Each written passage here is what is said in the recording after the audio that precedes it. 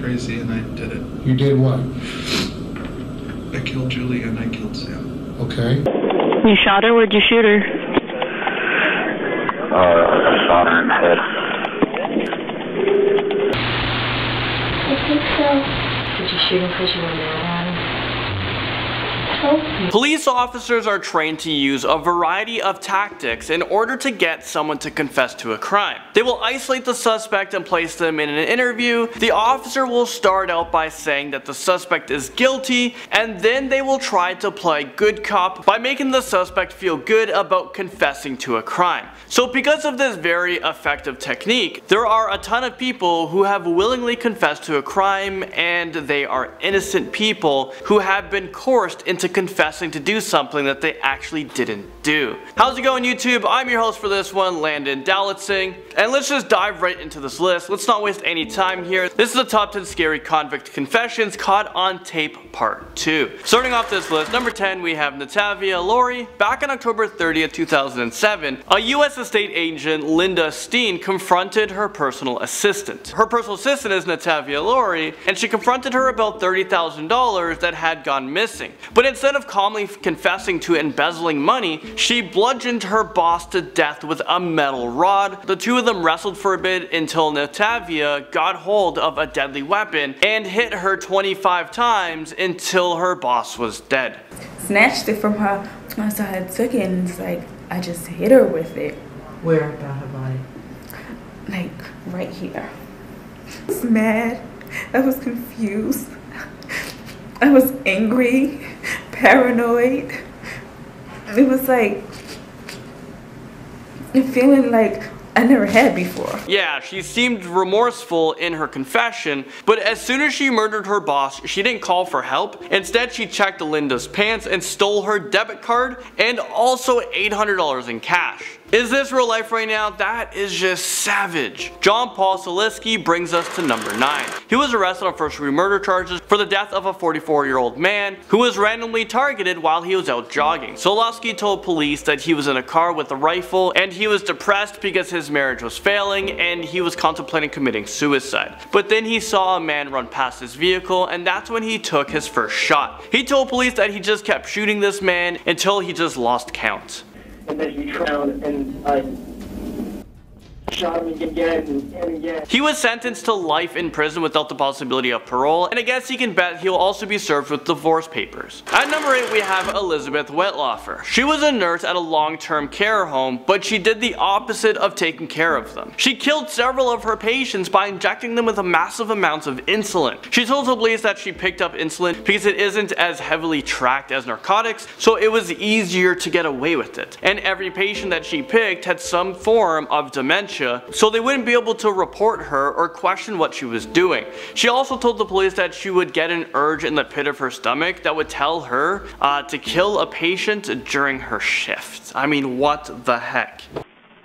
Tell me a little bit about Gladys. What was she like when you cared for her? Well, when I first started caring for her, she was walking and talking, and she had quite the spirit. She once punched a man. Oh. Because she overheard the nurses telling one of the gentlemen, no, you can't push your wife around, you have to come with us. And she turned around and she said, you can't treat a woman like that. Boom! So she pleaded guilty to 8 counts of first-degree murder, 4 counts of attempted murder, and 2 counts of aggravated assault. Jake Evans slips into this list at number 7. This teenager from America told the media that he killed his mother and sister after being inspired by the Halloween movie franchise. He was only 17 years old when he shot his family because he wanted to see if he could feel any remorse after he brutally killed them. He also had plans to kill his grandparents who lived across the street, and he told the police that he had 2 other sisters that he also planned on murdering as well. I mean, wow, talk about family issues. Here's a 911 phone call that he made. And I must warn you guys, brace yourselves because it's pretty disturbing. I just killed my mom and my sister. You just killed your mother and your sister? How did you do that?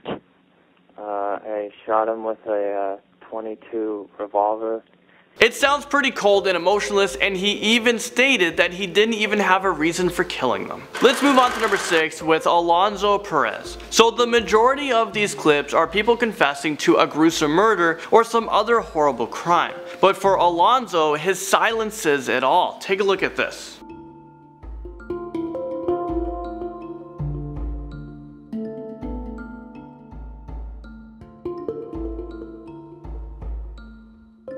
I think Alonso knows he's in deep doo-doo because he can't wait around for his lawyers, so he's attempting to break out of police custody. Yeah, cause that's always a great idea. He actually managed to Houdini himself and freed himself from his handcuffs, and then he had the brilliant idea of escaping through the ceiling. I don't even think there needs to be a trial. This guy's guilty as hell. Well, after he successfully escaped from the police custody, he was shortly arrested, and I hope that the police use stronger handcuffs this time. Make sure it's the Houdini-proof handcuffs. Like glue his hands together or something. Climbing up this list, at number 5 we're talking about Xiang-Hu Chu. On April 16, 2007, Chu began his killing spree that would later be known as the Virginia Tech Massacre. Well, he killed 2 students in their dorm room and then went to a classroom building and started shooting students and faculty members. In total, he murdered 32 people and injured a ton of others. The spree ended when Chu turned the gun on himself, but before he committed his mass murder, he went to the post office and he actually mailed a package to NBC News that had video clips and photos of him actually planning this attack. I didn't have to do this. I could have left.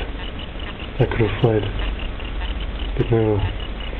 I will no longer run. As you know lives as you can, just because you can. You had everything you wanted. Your Mercedes wasn't enough, you brats. Daniel Wozniak creeps onto this list at number 4. I'm crazy and I did it. You did what? I killed Julie and I killed Sam. Okay. Tell me how you killed Sam. This is a pretty messed up story. Daniel Wozniak was set to get married, but they were broke. So he devised a plan to kill his friends for money. So on May 21st, 2010, he lured his friend to a training base and then shot and killed him. He returned to the scene of the crime to cut off his head, hands, and forearms in order to toss them into a park to throw police off his trail. He lured another friend, shot and killed her, and pulled her pants down to make it look like his other friend had killed and sexually assaulted her. What the heck goes on in people's minds? I mean, this is a pretty elaborate plan that will never work. It's so messed up. He later confessed to the killings, and the jurors only took 1 hour in their deliberations, and he was sentenced to life in prison without the possibility of parole. Next up, number 3, we have Jeromie Cancel. During his confession tape, he told police that he killed a student back in 2008 because he was bored. I grabbed a plastic bag and I put it in his mouth, and I held his nose with a pillow over his face, with my knee on him, and I finished strangulating him. Probably his body. Originally, he went out to plan a robbery so that he can get money to buy some drugs, but instead he ran into a drunk student and convinced him to bring him to his apartment. Once he fell asleep, Cancel stole his laptop and other electronics, but he wasn't quite finished there. He took an electronic cable and strangled the man to death while watching the horror movie Hostel, and get this, once he was sentenced to life in prison, he laughed like a maniac in the courtroom. Checkington St. Clair brings us to number 2 on our list. He fatally shot his pregnant wife in the head before he calmly decided to call 911. A murder has been committed. Oh, a murder has been committed? By who? By me, ma'am. By you? Yes, ma'am. Who did you murder? You shot her? Where'd you shoot her? I shot her in the head. Is this real life right now? He told the 911 operator that he got into a heated argument with his wife and she came at him with a knife. So he had no choice but to defend himself, so that's when he shot her. But the police weren't buying it. They weren't buying this story. They believed that he placed the knife there to make it look like it was a self-defense, and he even admitted later on that he wanted his wife to die. And now at number 1 we have Christian Romero. This next story is absolutely tragic. On November 5th, 2008, an 8-year-old boy shot his father with a .22 caliber rifle, and he also fatally shot a family friend. I went upstairs and then I saw my dad, and then I got the gun and then I fired it at my dad. He was on the ground, and then I reloaded it. I think I shot my dad because he was suffering, I think. I think I thought he was suffering. Okay. So I might have shot him. Okay, that makes sense. I didn't want him to suffer. This double homicide makes Christian Romero one of the youngest killers in America. Because of his age, the judge sentenced him to spend time at a treatment unit, and he'll have the chance to get out on probation when he turns 18 years old. But he will have to continue getting psychological evaluations to make sure that he isn't a danger to society. Well, there you guys have it. Thank you guys so much for watching this video, and I'll see you guys all in the next most amazing top 10 video.